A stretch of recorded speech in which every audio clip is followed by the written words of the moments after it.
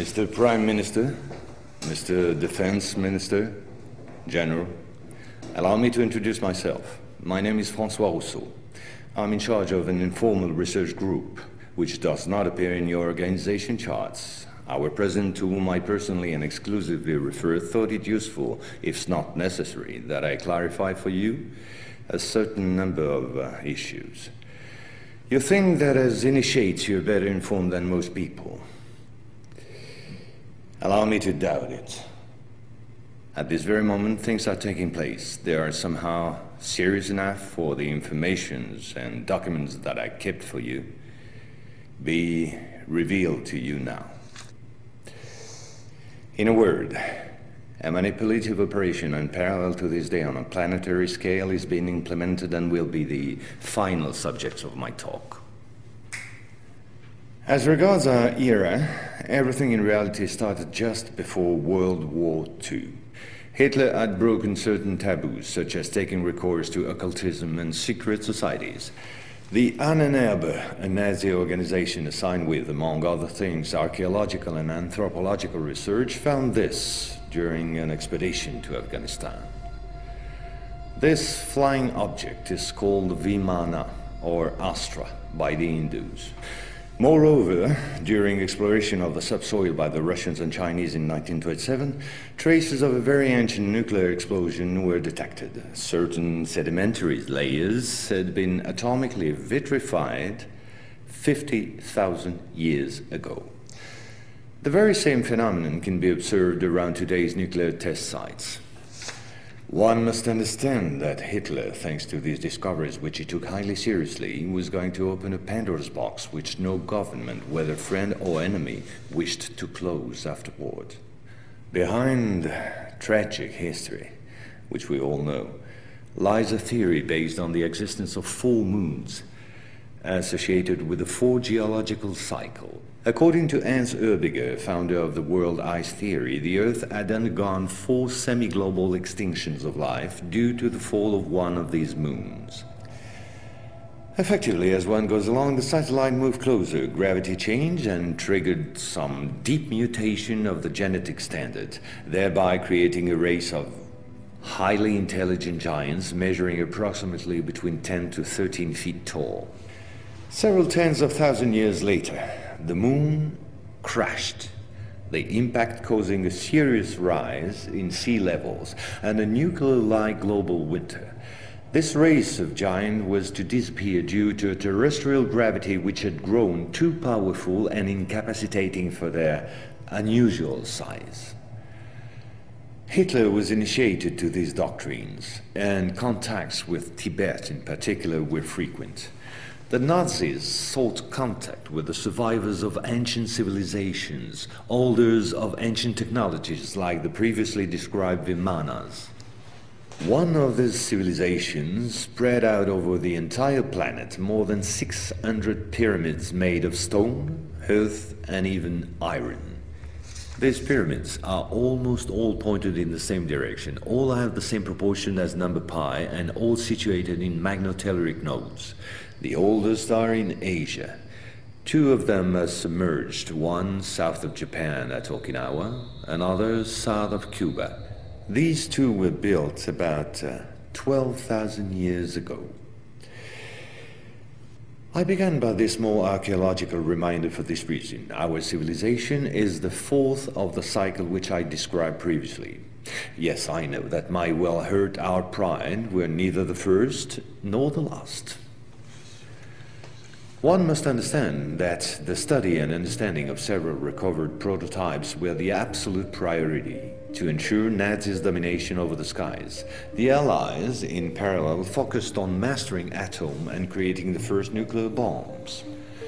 These secret bases were the center of all research supervised by the Nazis. In one of these bases worked Victor Schauberger, father of the Nazis' UFOs. Schauberger headed the Real Society in charge of anti-gravitational research. He died in 1958 in Texas, while working under protection of the United States on the improvement of his own flying saucers, which have since become American. You will quickly understand that 70% of unexplained aerial phenomena are human in origin and in no way extraterrestrial. Once World War II was over and Nazi technology had been systematically plundered by both Americans and Russians, the first challenge was to carry on and even complete the Nazis' research in great secrecy. The program, called Project Rainbow, especially known for the Philadelphia experiment, was the immediate proof.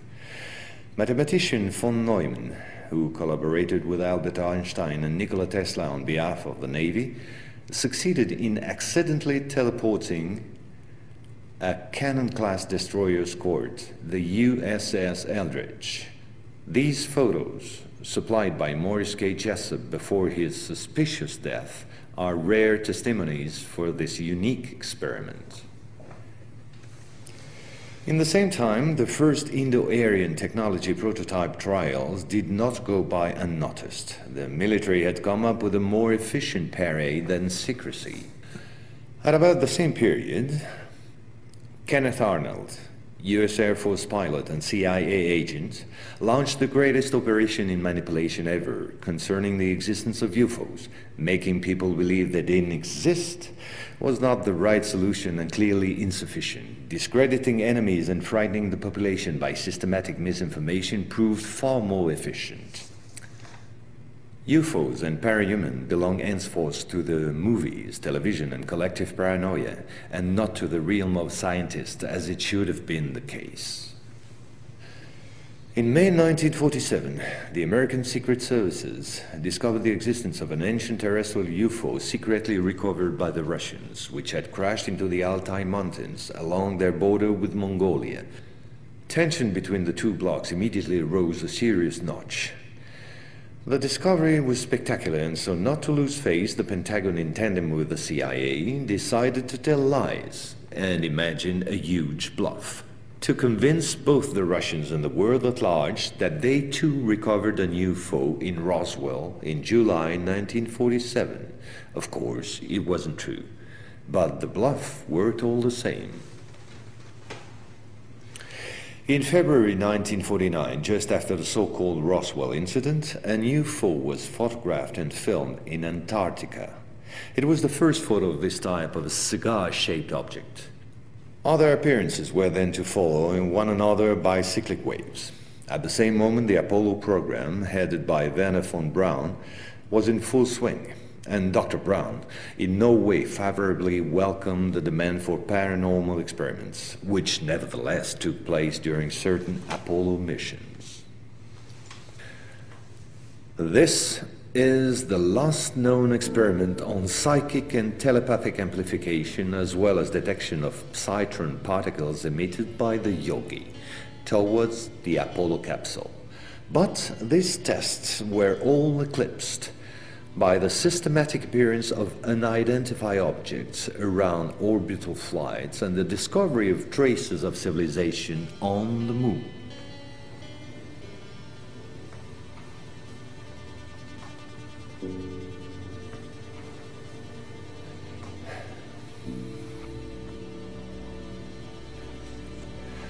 NASA had to face an avalanche of data and embarrassing proofs. The only solution was to put everything under the cloak of defense secret. In 1971, the Jason Directive set up a special retouching service whose purpose was to erase all signs of civilizations or ruins on the moon, especially in those photos intended for the general public and the press. In June 1965 has appeared this in a satellite report in the area of Deception Islands, south of Argentina. The Russians tried to sabotage the refloating operation in vain, despite the violence of the confrontation. The flying object was finally brought back to Edwards Air Force Base in California. And 10 years later, the first anti-gravitational drone using magnetohydrodynamic propulsion, or MHD, made its debut test flight in the desert around Edwards Air Force Base, where a number of prototypes came into being. The Belgians got a small glimpse of so-called UFOs in 1989 and 1990. The incriminating model was a triangular-shaped Astra TR-3B or XR-7, capable of flying in total silence at more than Mach 10. Now, I would like to speak to you about another concrete application of such technology. The B-2 bomber, whose development started in 1982. The official B-2 stealth bomber, which flew for the first time in 1989, was to serve as cover for another unconventional B-2 to be built in parallel. This top-secret model used, among other things, a plasma creation system, exploiting the airflow like an MHD generator. This system produces ionization of the air around the B-2, thereby suppressing air resistance while ensuring total invisibility for any type of radar. This nuclear bomber has flown for 15 years now at more than Mach 10. It can fly around the Earth in just a few hours without being seen. Naturally, such military research was to give rise to many commercial spin-offs. Over the last 10 years, we've seen the appearance of dozens of non-lethal armaments like E-bombs or electromagnetic bombs, as well as, of course, microwave weapons and powerful lasers.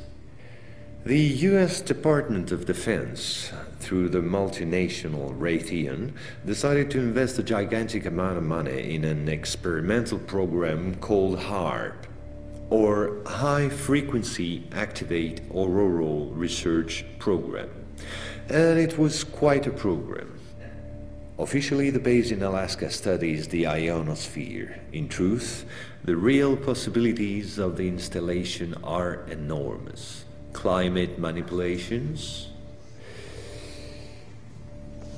deep detection of underground base or deposits, silent and remote destruction of any object, and most important of all, manipulation of human behavior. So, in 1996, a Russian satellite discovered in Antarctica the almost intact wreck of an immense spacecraft, revealed by the melting of the glaciers. The ice samplings indicated a crash date some 24,000 years ago. At the same moment, a volcanic eruption on the Deception Islands, the same islands as before, forced the Russian to request help from the United States, given the urgency and importance of recovery of the vessel. In the end, they suddenly dropped it all and evacuated the zone in panic. The device was finally destroyed by the Russians, extremely upset by the situation, which was no longer working to their advantage. No country will have such opportunity again. And this foolish action, as bad losers on the part of the Russians, was only to reinforce the position of the Americans as regards extraterrestrials. If this account seemed somewhat long despite my efforts to simplify, it was absolutely necessary to get to the subject I mentioned previously. The plot known as the Orion conspiracy. Our research group is convinced that UFOs constructed by the Americans or the Russians will be used to support an hoax attack on the Earth of extraterrestrial origin. The media taking care of the rest, of course. The reason? Once the threat of international terrorism has dissipated, the war economies of the major powers, with the United States at the head of the pack, will need a new enemy in order to still prosper. War on Earth will be replaced by space war against an enemy from beyond. So then, gentlemen, I thank you. A complete report will be handed to you at the exit. As for me, I'll see you again soon for a second update on a quite different subject. Gentlemen.